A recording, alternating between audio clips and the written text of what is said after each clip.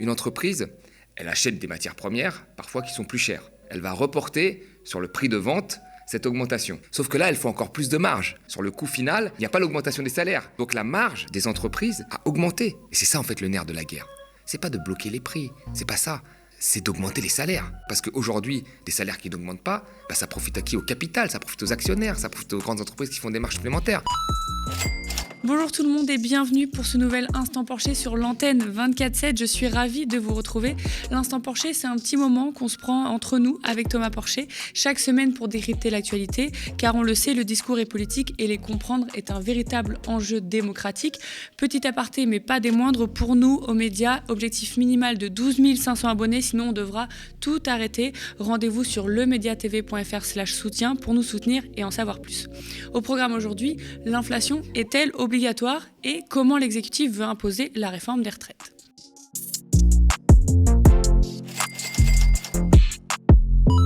Inflation, ce mot qu'on entend tous les jours depuis un an. Alors quand on regarde les JT, on peut croire que cette inflation qu'on subit actuellement est une force divine, qu'on n'a pas le choix, que c'est comme ça. Absolument pas. Pourquoi on en est arrivé là? L'inflation est-elle inévitable? Faire croire que l'inflation est un phénomène non questionnable laisse à penser qu'il n'existe qu'un seul modèle économique, celui qu'on vit actuellement. Sans parler du nombre de fois où on entend du fait de la guerre, alors que c'est plutôt du fait de notre système ultralibéral ou encore de l'accaparement de l'énergie. Bref, revenons-en aux bases. Alors, qu'est-ce que c'est vraiment l'inflation? Thomas, est-ce que tu peux nous éclairer? Alors l'inflation, c'est quoi? C'est en fait quand vous avez une demande globale qui est supérieure à l'offre. La demande est supérieure à l'offre, elle fait augmenter les prix. Et c'est ce qui s'est passé en fait quand on a commencé à se déconfiner. Il y a eu une très forte consommation dans les pays riches, soutenue par des plans de relance. Et de l'autre côté, l'offre, qui vient principalement de l'étranger, et notamment d'Asie, n'était pas au rendez-vous parce qu'il y avait des confinements en Asie. Donc là, il y a eu une première phase d'inflation qui était due à ça.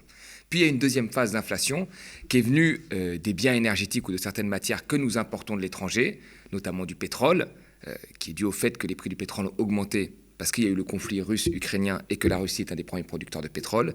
Idem pour le gaz. Et donc vous avez le prix du pétrole, du gaz et même du blé qui ont augmenté et qui ont fait qu'il y a eu une seconde vague d'inflation.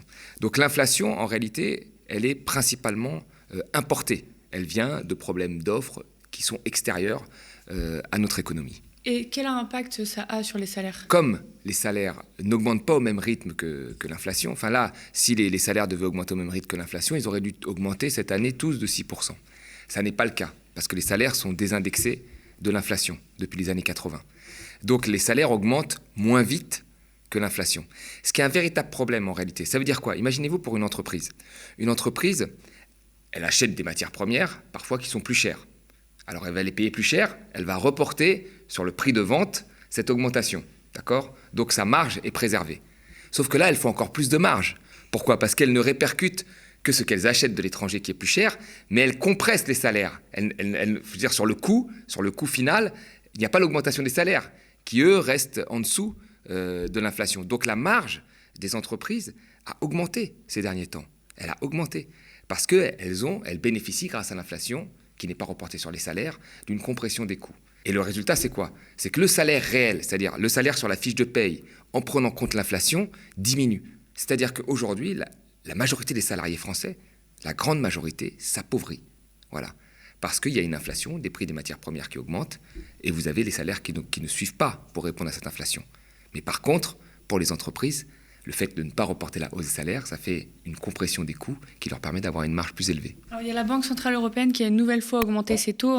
Après avoir augmenté ses taux d'intérêt en juillet pour la première fois en 10 ans de 50 points de base, la BCE annonce ce jeudi 7 septembre les relever de nouveau de 75 points de base, donc c'est une ampleur inédite. Thomas, est-ce que déjà tu peux nous expliquer tout ça, car je ne sais pas si on saisit beaucoup ce que c'est et ce que ça engendre. Et enfin, est-ce que c'est une bonne chose selon toi, cette décision?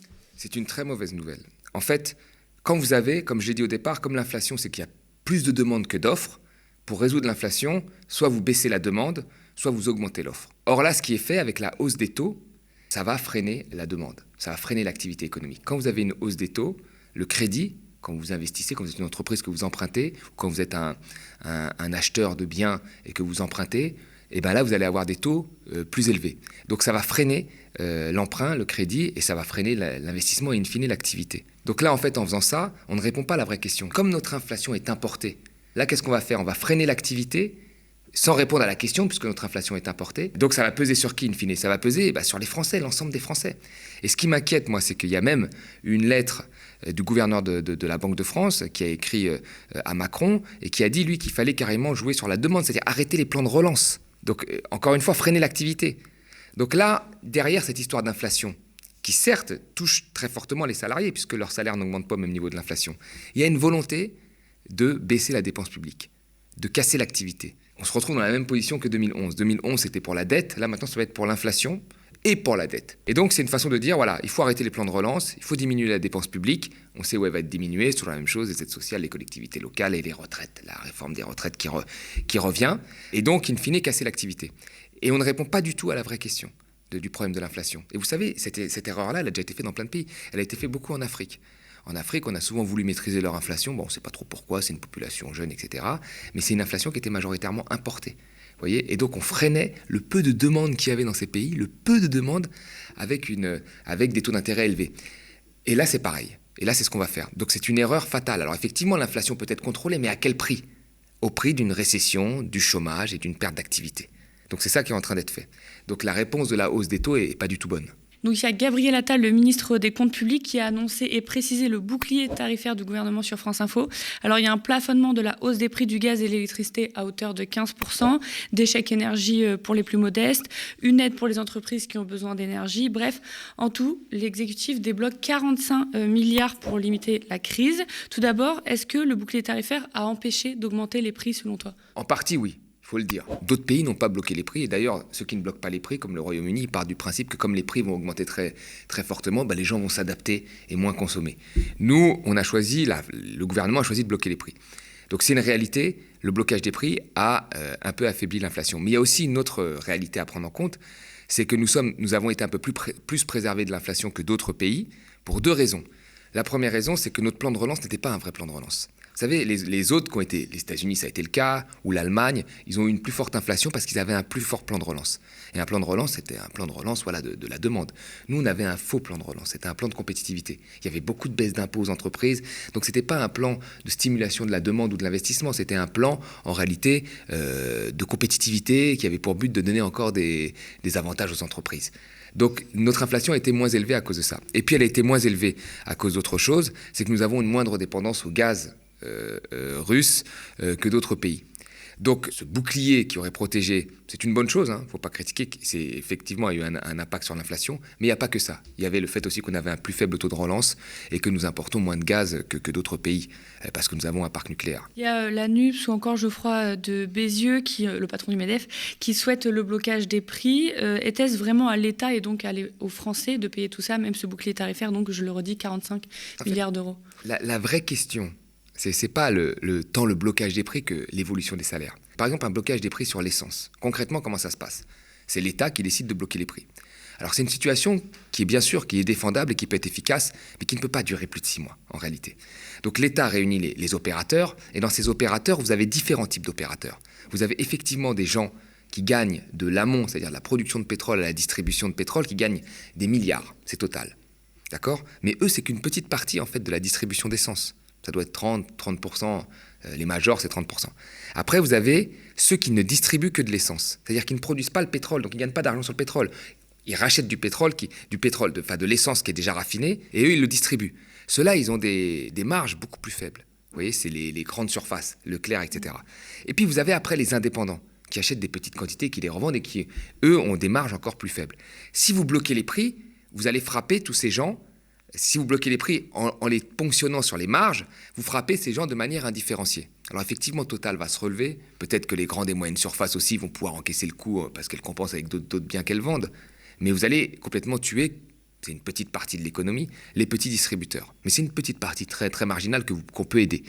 Donc le blocage, souvent, il ne se fait pas à fond neutre pour l'État. Certes, on ponctionne les marges des profiteurs, c'est ce qui est normal, mais de l'autre côté, on va devoir quand même aider un certain nombre d'opérateurs qui, eux, ne maîtrisent pas la production de l'amont à l'aval. Donc, un blocage des prix, là, ce qu'ils ont fait, c'est une forme de blocage, en fait, indirect, sauf qu'ils l'ont payé avec l'argent des Français qui vont le récupérer de l'autre main avec la réforme des retraites. Mais un blocage des prix, c'est quelque chose de plus partagé. C'est-à-dire qu'on prend un peu la marge des entreprises, mais l'État met aussi la main à la pâte. Mais la réalité de ça, on n'aurait pas besoin de tous ces blocages en fait, s'il y avait une seule chose, l'indexation des salaires sur l'inflation. Si on avait ça, eh ben, les salaires augmenteraient autant que l'inflation, le pouvoir d'achat des Français serait préservé et on ne parlerait même plus de blocage. Il n'y aurait pas de problème. Et c'est ça en fait le nerf de la guerre. C'est pas de bloquer les prix, c'est pas ça. C'est d'augmenter les salaires. C'est ça le nerf de la guerre. Parce qu'aujourd'hui, des salaires qui n'augmentent pas, ça profite à qui? Au capital, ça profite aux actionnaires, ça profite aux grandes entreprises qui font des marges supplémentaires. Et c'est là que doit être le débat. Et là, pourquoi les gens ont peur d'augmenter les salaires? Pourquoi? Parce qu'en fait, ils se disent « Ah oui, ça va faire cette fameuse boucle prix-salaire qui amène à l'hyperinflation argentine à 2000% d'inflation. » Et donc là, on agite ce truc, il ne faut pas augmenter les salaires, surtout pas, regardez, ça va être l'hyperinflation. Moi, je pense qu'il faut se calmer. L'hyperinflation, c'est très rare, c'est souvent dans des pays émergents, où ils impriment des billets pour faire des projets, ce qu'on appelle des éléphants blancs complètement démagogiques, qui n'aboutissent à rien. Et là, effectivement, on se retrouve avec une inflation extrêmement élevée, comme ça a été le cas dans certains pays pauvres. Et donc, on n'arrivera pas à ça en France. On n'arrivera pas à ça en France. Et on est très loin de l'hyperinflation, là, il faut arrêter. Hein. Je veux dire, l'inflation, tant qu'on est en dessous de 10%, et même certaines études disaient à 20%, on n'arrive pas trop à voir vraiment l'impact conjoncturel si les salaires augmentent avec l'inflation. Donc cette boucle salaire-prix qui deviendrait incontrôlable, on en est très loin. Et on en est très loin surtout dans une économie qui n'est pas en surchauffe. Il y a 5 millions de chômeurs. On n'est pas dans une économie qui est en surchauffe avec une demande qui dépasse l'offre. On en est loin. Donc on peut indexer les salaires sur l'inflation. Et ça devrait être ça le seul combat, en fait. Revenir en 80 et indexer les salaires sur l'inflation. Retraite, saison 2, épisode 1, Emmanuel Macron n'en démord pas. Il fera tout pour faire passer la réforme des retraites attachée à sa cheville, attaquée et décriée puis sabotée par le Covid. Et si on la faisait passer via un abonnement au projet de loi de financement de la sécurité sociale, par exemple. Le « on » étant le gouvernement, bien entendu, c'est pratique, non? Mais même au sein de la majorité, cette idée ne plaît pas du tout. Tout le monde va hurler, prévient la présidente de l'Assemblée nationale, Yaël Braun-Pivet, selon le Parisien. En tout cas, Emmanuel Macron veut qu'elle se mette en place rapidement. Alors attention au 49.3, faute de majorité absolue. Le 49.3, ça veut dire pas de débat et de vote parlementaire. Le président dit vouloir la concertation, mais devoir imposer la réforme. Bref, allons voir à quelle sauce nous allons être mangés. Thomas, pourquoi la réforme des retraites, elle revient sur le tapis là? Il faut faire des économies. Voilà, c'est ça. C'est pour ça le bouclier tarifaire, en fait. Macron, c'est un spécialiste de quand il donne quelque chose, il le reprend de l'autre main. Parce qu'il veut un équilibre budgétaire, et puis là, il l'a dit, il veut retourner au moins de 3% de déficit très rapidement, ce qui a été une catastrophe, nous l'avons vu après la crise de 2008, de réduire trop rapidement les déficits, ça a tué l'activité. Et lui, il a annoncé qu'il voulait faire ça.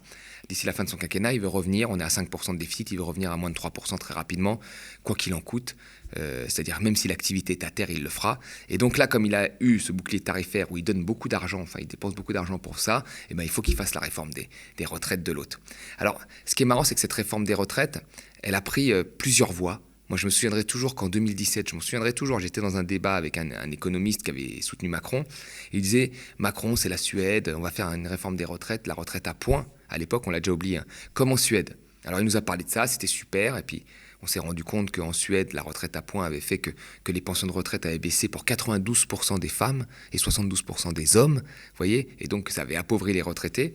Et puis aujourd'hui, on a laissé ça de côté, on nous dit non mais il faut continuer, et c'est une réforme des retraites simple qu'on va faire en fait, comme l'a fait Touraine et Fillon, c'est de faire travailler les gens plus longtemps, de les faire cotiser plus longtemps pour faire des économies. Donc le but de cette retraite, c'est pas une but pour améliorer la vie des Français. C'est pas une réponse pour dire que c'est une pyramide de Ponzi et que ça va mal se passer, puisqu'il n'y a pas de problème de financement en réalité des retraites. On fait ça juste pour faire des économies, c'est tout. Le but, c'est de faire des économies. La réforme des retraites, pour résumer très vite, à l'époque, on va voir si elle a changé ou non, c'est travailler plus longtemps, là on le sait, c'est 65 ans, compter toutes ces années au lieu d'avant, c'est 20 meilleures années, donc chaque petite période non travaillée compte, grossesse, maladie, donc c'est ce qui fait l'allongement. Hein. C'est également la suppression des régimes spéciaux. On va être aussi, donc tu l'as dit, un système de points lié au PIB, donc si le PIB baisse, les retraites vont baisser, enfin le budget pour les retraites va baisser. Donc voilà, le résumé c'est il faut faire des économies et ne vous inquiétez pas, on aura l'occasion de bien redétailler la réforme, mais je vous dirige vers aussi le collectif Nos Retraites qui a fait un gros travail de vulgarisation à l'époque. Thomas, est-ce que pour toi cette réforme-là, elle est nécessaire ? Elle n'est pas du tout nécessaire. Alors, les grands chantiers de la réforme ont été abandonnés. Hein. Les régimes spéciaux, on n'en parle plus trop. On s'en souvient, Macron voulait pas de régimes spéciaux. Il a dit tout le monde doit avoir le point, 1 euro cotisé est 1 euro de retraite. Et puis finalement, il a donné les régimes spéciaux à la police. Puis il a commencé à les donner après aux danseurs de l'opéra et ainsi de suite. Et puis voilà, en fait, il a refait les régimes spéciaux. Parce qu'un régime spécial, c'est qu'on donne un régime à une profession. Voilà. Et il a recommencé à les faire. Donc il s'est contredit lui-même. Donc là, il a abandonné tout ça. Là, il consiste juste à travailler plus longtemps. Il faut travailler plus longtemps pour aller à la retraite. Donc c'est absolument pas nécessaire.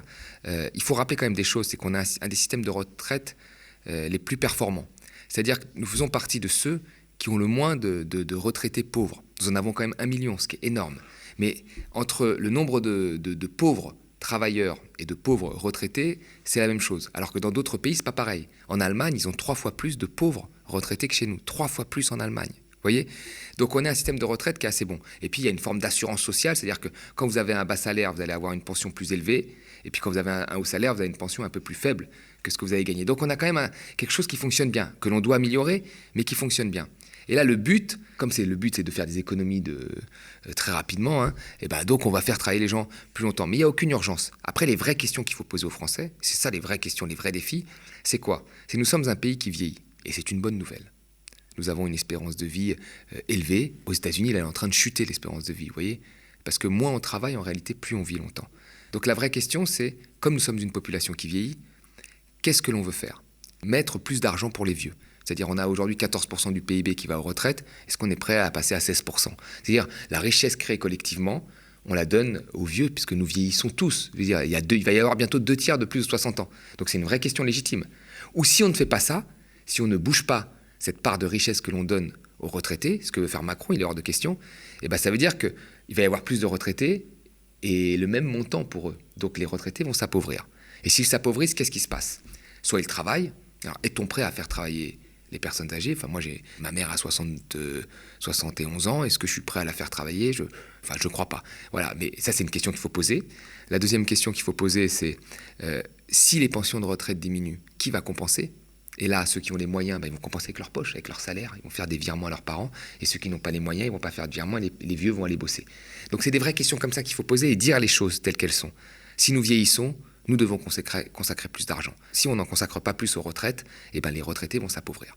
Et entre 70 et aujourd'hui, la population a vieilli fortement et nous avons accepté de consacrer plus d'argent aux retraites. Au début, on consacrait en 70 7% du PIB aux retraites. Aujourd'hui, c'est 14%. Peut-être que d'ici 2050, on peut y mettre 16%. Ça ne va pas tuer tout le monde et en même temps, il y a plus de vieux. On est un pays de vieux, il faut donner plus de choses aux personnes âgées. C'est comme ça que ça doit se passer. C'est ça les vrais débats de fond. Ce n'est pas des économies rapides comme ça. Ce n'est pas de dire oui, on va bosser jusqu'à telle date. C'est très simple. C'est d'avoir un vrai débat de fond sur la question des retraites.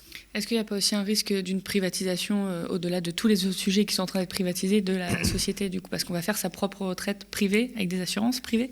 Quand vous avez 300 milliards qui est consacré aux retraites, moi j'ai du mal à penser qu'il n'y ait pas des fonds d'assurance qui commencent à se lécher les babines en voyant ces 300 milliards, qui sont gérés par le public. Vous voyez, quand en Suède, vous avez ce passage à la retraite à points, qui a fait diminuer les pensions de retraite de la majorité des Suédois, comment ils ont compensé ? Avec de la capitalisation, donc avec de la privatisation des retraites. Donc là, je pense qu'il y a beaucoup de mutuelles, de fonds d'assurance qui regardent ça et qui espèrent que justement, on puisse privatiser une partie de ces 300 milliards pour eux, pour qu'ils puissent gagner de l'argent dessus. Ils ont des milliards, mais nous sommes des millions. Et si le média a débarqué à la télé pour assurer la continuité de nos programmes, pour défendre une information indépendante et différente, mais aussi grandir et devenir une réelle chaîne de télévision, nous avons absolument besoin de vous et de votre abonnement, car nous sommes une coopérative qui ne vivons que de la communauté citoyenne. Rendez-vous sur lemediatv.fr/soutien pour en savoir plus sur ce grand projet et le réaliser tous ensemble, je vous le répète. Mais il nous faut au minimum 12 500 abonnés pour ne pas s'arrêter. Nous sommes ravis de décrypter l'actualité avec Thomas et vous chaque semaine. Merci de toujours nous suivre pour tous vos commentaires et vos pouces en l'air sous les vidéos. Spectateurs, abonnés, donatrices et sociaux, je vous dis à la semaine prochaine.